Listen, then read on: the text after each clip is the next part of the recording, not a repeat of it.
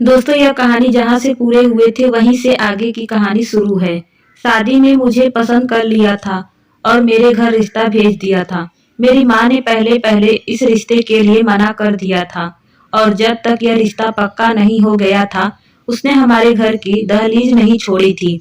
वह ना जाने कब से मेरे इंतजार में था और जब आज मैं उसकी पत्नी बनकर उसके घर में मौजूद थी तो वह मुझे जी भर कर प्यार भी नहीं कर सकता था क्योंकि मैंने उसे इजाजत नहीं दी थी।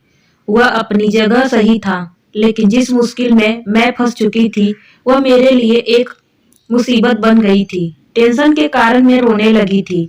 पत्थर की तो मैं भी नहीं थी, एक नेचुरल सा रिश्ता था, लेकिन बस मेरी मजबूरी मेरे आगे आ जाती थी।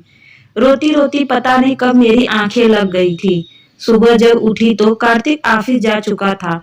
मैंने अपनी सास से कार्तिक की इतनी जल्दी ऑफिस जाने की वजह पूछी तो मेरी सास ने कहा पता नहीं, कह रहा था ऑफिस में कुछ जरूरी काम है। मुझे याद आया मैंने तो रात भर अपना कमरा बंद अंदर से लॉक रखा था। शायद कार्तिक वहीं हॉल में सोफे पर ही सो गए होंगे। जब वह ऑफिस से आए तो वह सीधे कमरे में चला गया। उसके बाद कार्तिक ने मुझसे बातचीत करना बंद कर दी और वह बिल्कुल मेरी तरफ नहीं देखा था। एक बार उसके ऑफिस के कपड़ों पर प्रेस करने लगी तो उसने मेरे हाथ से छीन लिया। कहने लगा मेरे काम करने की तुम्हें कोई जरूरत नहीं है। यह कहकर उसने अपने कपड़े अंजू को दे दिया। नाश्ते का भी उसी के कहने लगा। मैं बेचैन सी होकर रह गई थी। कार्तिक का रवैया शायद मेरे साथ ठीक ही था। वह कब तक मेरे साथ नरमी से रह सकता था, लेकिन मेरी जान पर उसे समय बने जब अंजू को कार्तिक के आगे पीछे घूमते देखा। वहीं खड़ी खुशी से दौड़ दौड़ कर कार्तिक के सारे काम कर रही थी। हैरत तो मुझे यह देखकर भी हुई कि शाम को जब कार्तिक ऑफिस से वापस आता था उस समय अंजू दरवाजे पर खड़ी रहती थी। जैसे ही कार्तिक अंदर आता अंजू भाग कर सब उसके करीब जाती, उसे मुस्कुराते हुए हेलो कहती और उसके हाथ से बैग ले लेती। जो जिम्मेदारी मेरी थी वह बड़ी खुश दिल से अंजू निभा रही थी और मेरे अंदर तो जैसे आग ही लग गई थी। लेकिन मैं क्या कर सकती थी, क्योंकि कार्तिक खुद से इतनी अहमियत दे रहा था। शायद इसीलिए कि जो वह चाहता था वह मैं पूरा कर नहीं सकती थी। बात यहीं तक रुकी रहती तो ठीक था। एक बार रात के समय मेरी आंख खुली तो मुझे बाहर डाइनिंग रूम से बातों की आवाज आ रही थी। जब मैं कमरे से बाहर निकली तो दोनों ही हंस हंस कर बातें कर रहे थे। सामने चाय के 2 कप पड़े हुए थे। मुझे देखकर अंजू की हंसी तो ब्रेक लग गए थे, लेकिन कार्तिक बिल्कुल बेपरवाह सा बैठा हुआ था और अंजू से बातें करता रहा, जैसे उसे मेरे होने ना होने का कोई परवाह ही ना हो। मैं तो रोते हुए अपने कमरे में चली गई। मेरी जिंदगी धीरे धीरे बर्बाद हो रही थी। मेरा घर उजड़ रहा था, लेकिन मैं शायद जिंदगी के उस मोड़ पर खड़ी थी कि जहां आगे कुआं और पीछे खाई थी। अगर मैं हकीकत कार्तिक को बता देती तभी मेरा घर बर्बाद हो जाना था, और ना बताती तब भी यह अंजू नाम की लड़की मेरी जगह ले लेती। औरत सब कुछ सह सकती है, लेकिन सौतन का दुख नहीं। मेरे और कार्तिक के बीच जो कुछ भी था, मैं नहीं चाहती थी कि अंजू बीच में आए। इसीलिए मैंने अपनी सास से कहा कि अंजू को काफी दिन हो गए हैं यहाँ आए हुए, यह वापस कब जाएगी। हालांकि अंजू की माँ को गए हुए काफी दिन हो गए थे।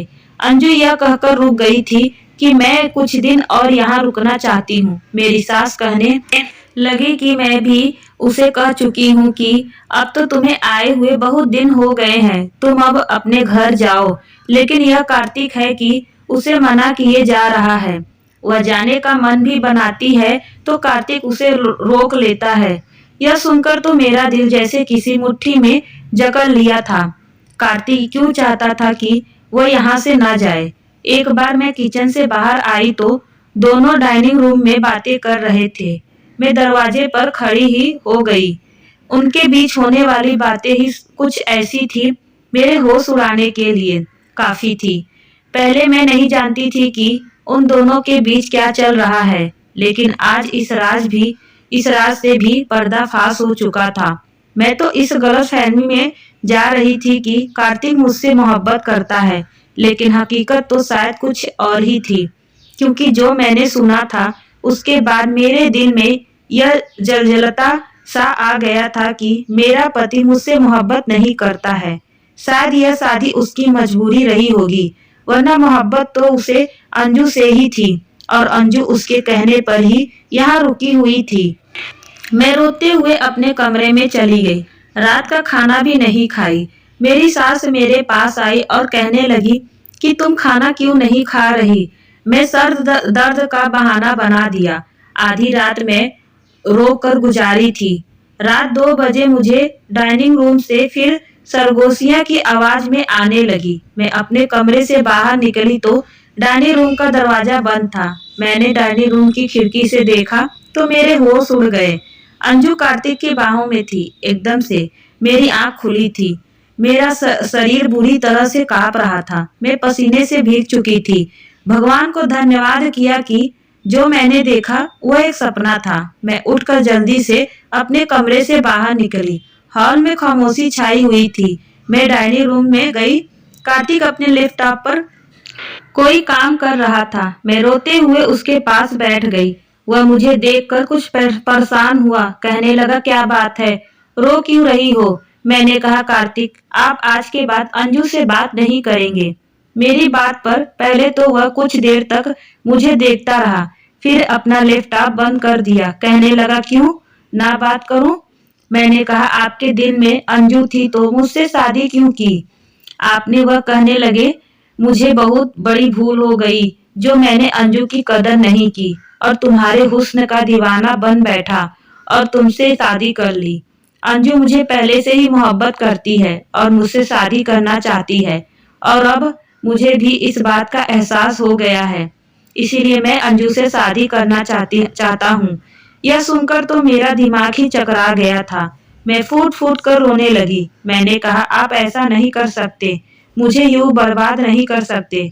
मैं मर जाऊंगी आपके बगैर। कार्तिक, मैं आपसे बहुत मोहब्बत करने लगी हूँ। मेरी बात सुनकर कार्तिक ने मेरा हाथ पकड़ा और कमरे में लेकर आया और कमरे का दरवाजा बंद कर दिया। कहने लगा, बस यही तो सुनना चाहता था। मैं यही जानना चाहता था कि तुम्हारे दिल में क्या है। इसलिए मैंने अंजू से विनती की थी कि वह मेरे साथ मिलकर यह ड्रामा करे। सुशीला, अंजू मेरी सगी बहन है। मम्मी की सहेली की कोई औलाद नहीं थी, इसीलिए मम्मी ने अंजू को उन्हें दे दिया था। यह बात मेरे लिए एक नया खुलासा थी। फिर कार्तिक बोला कि तुम्हारी दूरियों से मुझे बेहद परेशान कर रखा था। मुझे लगा शायद तुम किसी और से मोहब्बत करती हो, इसीलिए मुझसे दूर रहने के बहाने ढूंढती रहो। इसीलिए मैंने अंजू के साथ मिलकर यह ड्रामा किया था और आज तुम्हारे इजहार ने मेरे अंदर एक इतनी और सुकून भर दिया है। शायद तुम्हारी मुझे दूरी एक नेचुरल सिखा दी। मेरे करीब आने लगा, इतना करीब कि उसने मुझे अपनी बाहों में भर लिया। कार्तिक ने मदहोश होते हुए कहा, सुशीला, अपने दिल दिमाग से सारा डर निकाल दो। मैं तुम्हारा पति हूँ, तुमसे बेइंतहा मोहब्बत करता हूँ, तुम्हें कभी कोई तकलीफ नहीं पहुँचाऊंगा। इस बार मैं उसे रोक नहीं पाई, क्योंकि अपनी जुबान से मैं इजहार मोहब्बत कर चुकी थी। पूरी रात मेरी दर में गुजारी थी। किसी दिन मेरा सच कार्तिक को पता चल गया।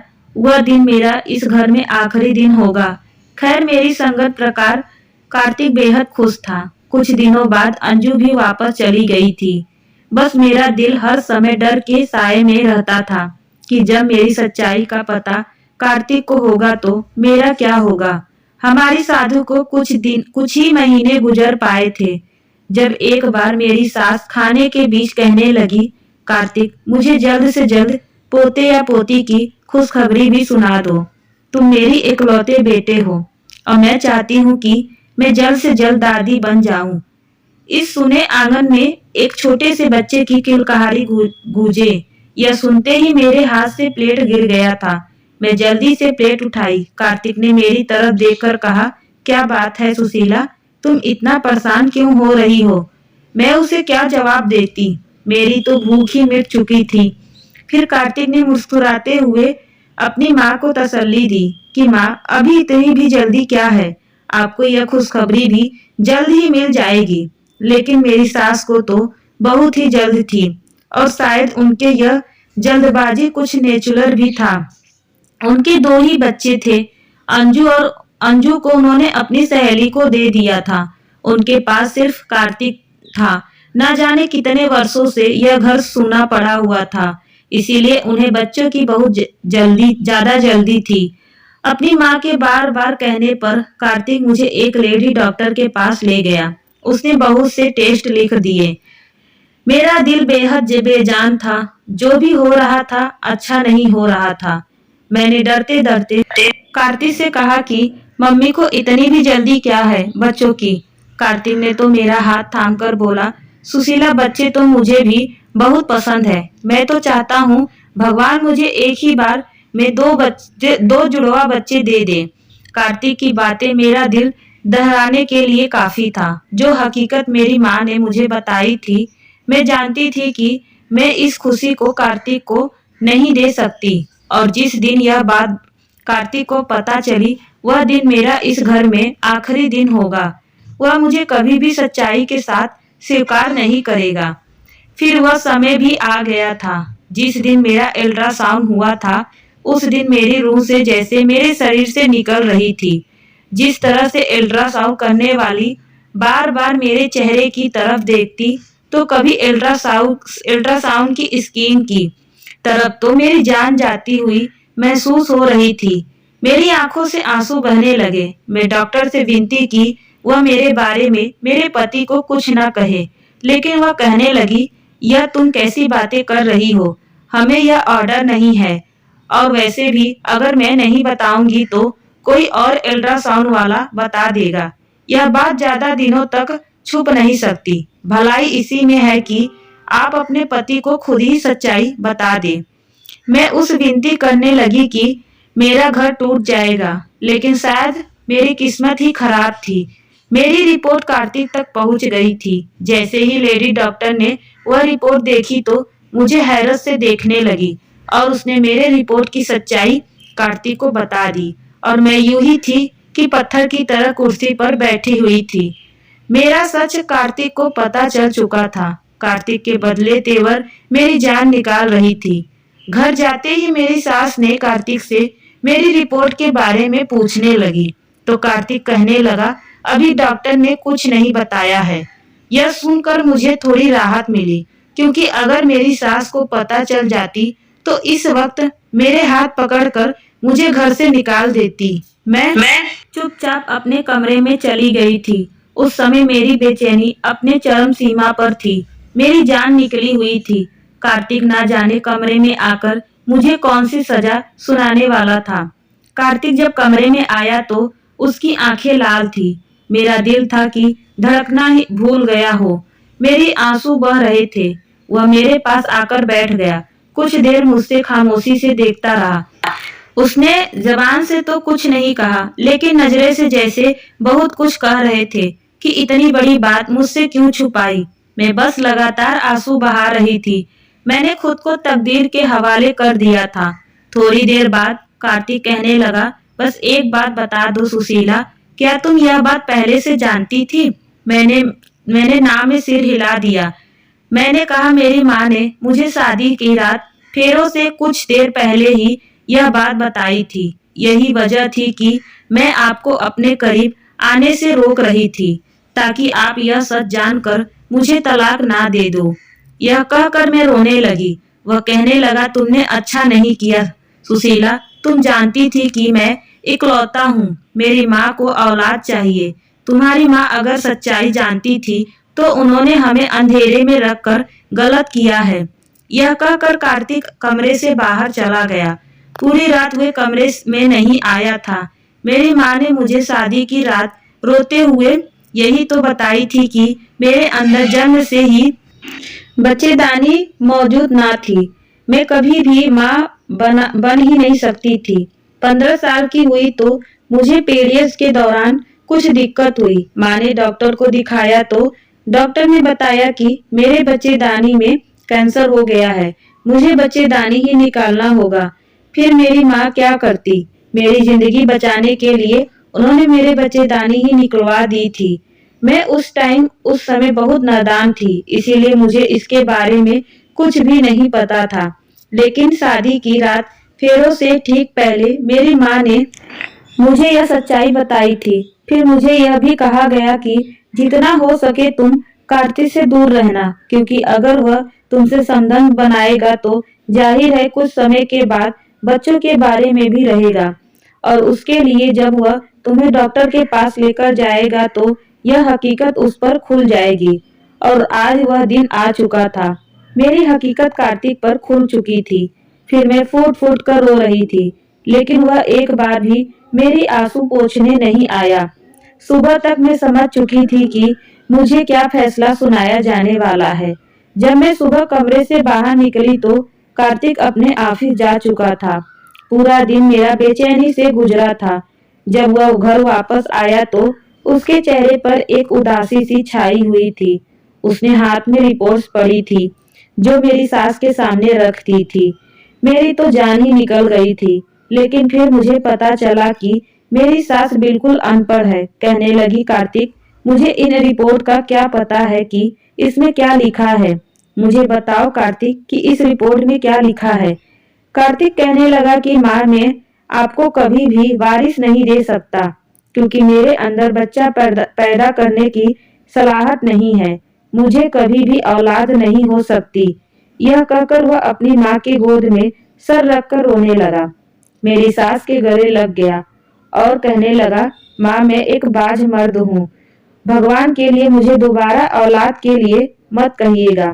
मैं आपको सब कुछ दे सकता हूँ। यह सुनकर मेरा रंग फीका पड़ गया था। कार्तिक ने हर बात खुद पे ऊपर ले ली थी और मुझे हर चीज से आजाद कर दिया था। मेरी सास भी रो रही थी और मैं हक्का बक्का अपने पति को देख रही थी कि मर्द का कौन सा रूप था जो मेरे सामने कार्तिक की सूरत में था।